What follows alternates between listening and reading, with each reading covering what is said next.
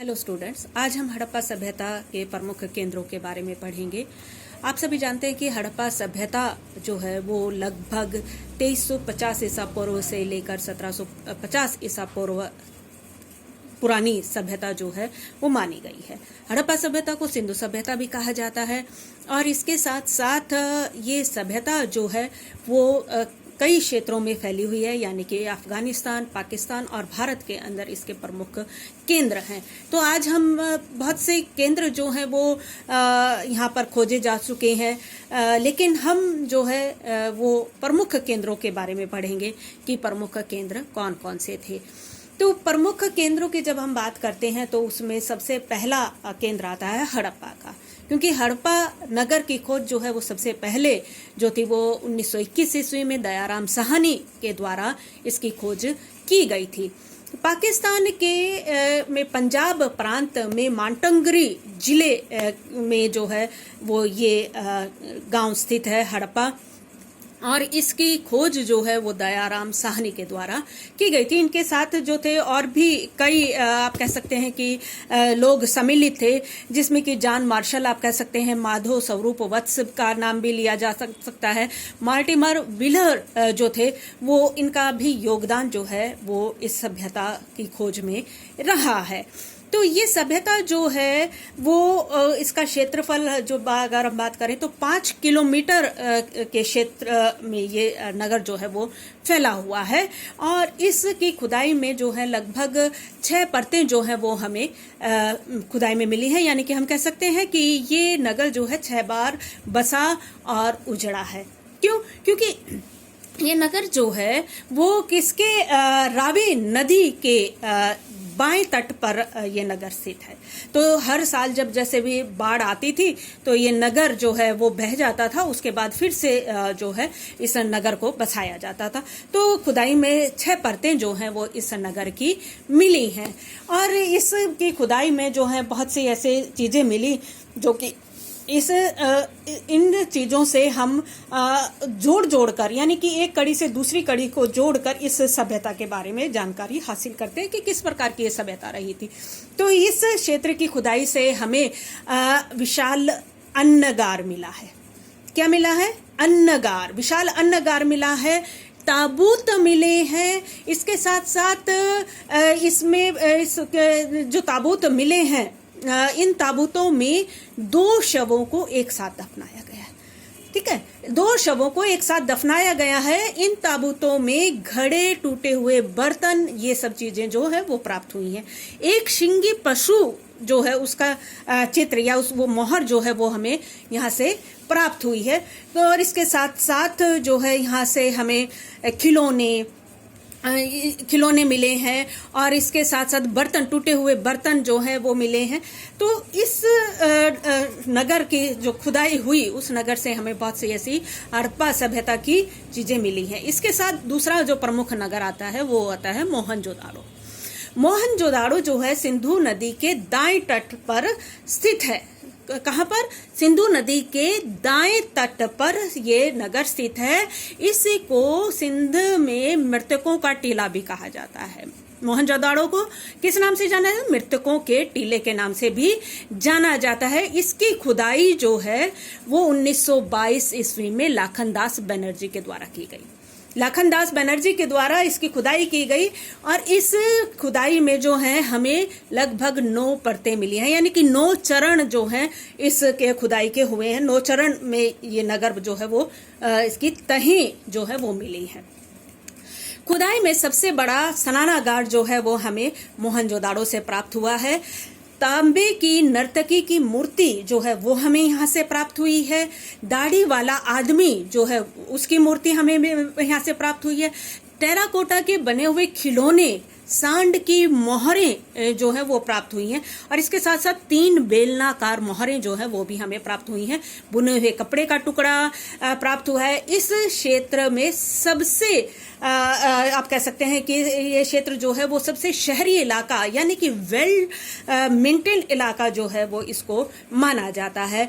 यानी कि कह सकते हैं कि ये सिंधु सभ्यता की राजधानी जो है वो रहा होगा।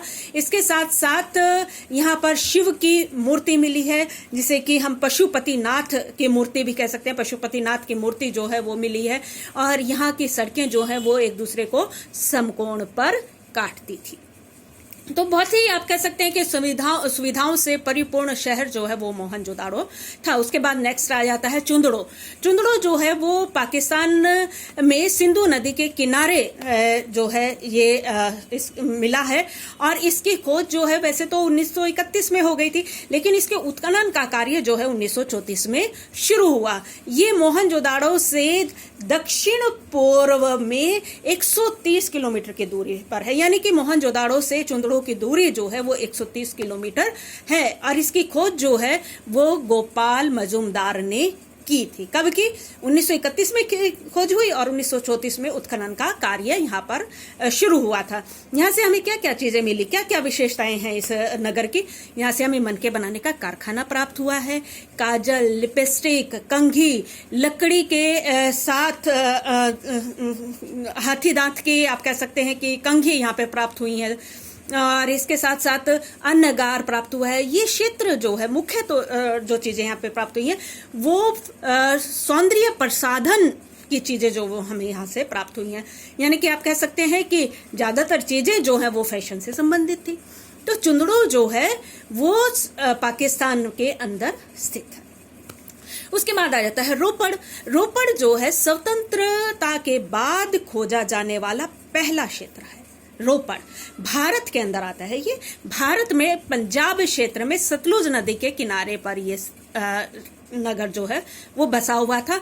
1953 और 1955 में यज्ञ दत्त शर्मा के द्वारा इसकी खोज की गई थी। यहाँ से ताबूत में इंसान के साथ साथ कुत्ते को भी दफनाया गया था। जाने के अवशेष मिले। हड़प्पा से हमें क्या मिले?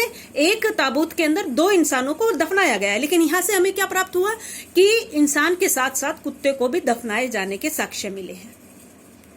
इनमें हमें घड़ा भी प्राप्त हुआ है, टूटे हुए बर्तन जो हैं वो भी मिले हैं। फिर उसके बाद हमारा नेक्स्ट जो आता है केंद्र, प्रमुख केंद्र आता है, वो है लोथल। ये भारत में गुजरात के अहमदाबाद में भगोवा नदी के तट पर स्थित है। इसकी खुदाई 1955 ईस्वी में हुई। 1955 से 1962 में रंगनाथ राव ने इसकी खुदाई की थी, यानी कि इसके खुदाई का कार्य जो है उनके देखरेख में हुआ था। यहाँ से हमें क्या क्या विशेषताएं मिले, क्या क्या चीजें मिले? यहाँ से हमें पूजा की वेदी मिली, गोल सील मिली है, स्टैंप मोहर मिली है, रंगाई किए हुए बर्तन मिले हैं, हाथी दांत की बनी हुई चीजें प्राप्त हुई हैं, और सबसे बड़ा क्या मिला, चीज क्या मिली, साक्ष्य क्या मिला? चावल की खेती के साक्ष्य मिले। नाव की गोदी मिली, यानी कि डॉकयार्ड यहाँ पर मिले। इसके साथ साथ ये एक सिंगल ऐसा नगर था जिसके घर के दरवाजे जो हैं वो सड़क पर खुलते थे। इससे पहले और भी जितने भी नगर आप देखेंगे उनमें नगर निर्माण योजना के अंदर जो है वो दरवाजे जो हैं वो गलियों में खिलते थे, मुख्य सड़क पर नहीं थे, लेकिन यहाँ पर जो है घर के दरवाजे सड़कों पर खुलते थे। उसके बाद जो है नेक्स्ट आता है कालीबंगन। ये भी प्रमुख नगर है हड़प्पा सभ्यता का। राजस्थान में गंगानगर में ये स्थित है कालीबंगन। बीबी लाल और BL थापर के द्वारा 1961 ईस्वी में इसकी खोज की गई थी। यहाँ से हमें शिवलिंग प्राप्त हुआ है, अग्नि की वेदी प्राप्त हुई है, जली और पक्की चूड़ियां जो है वो मिली हुई हैं, प्राप्त हुई हैं। कालीबंगन इसी के नाम से पड़ा, काली यानी कि चूड़ियां, काली चूड़ियां, और बंगन माने बैंगल्स, बंगन। तो पकी जली और पकी चूड़ियां मिली हैं, मिट्टी के बर्तन मिले हैं, ऊंट की हड्डियां जो है वो प्राप्त हुई हैं। इसके साथ साथ जो है वो हमें यहाँ से और क्या मिली है चीजें? यहाँ से हमें टूटे हुए बर्तन जो हैं वो प्राप्त हुए हैं, ठीक है, खिलौने प्राप्त हुए हैं।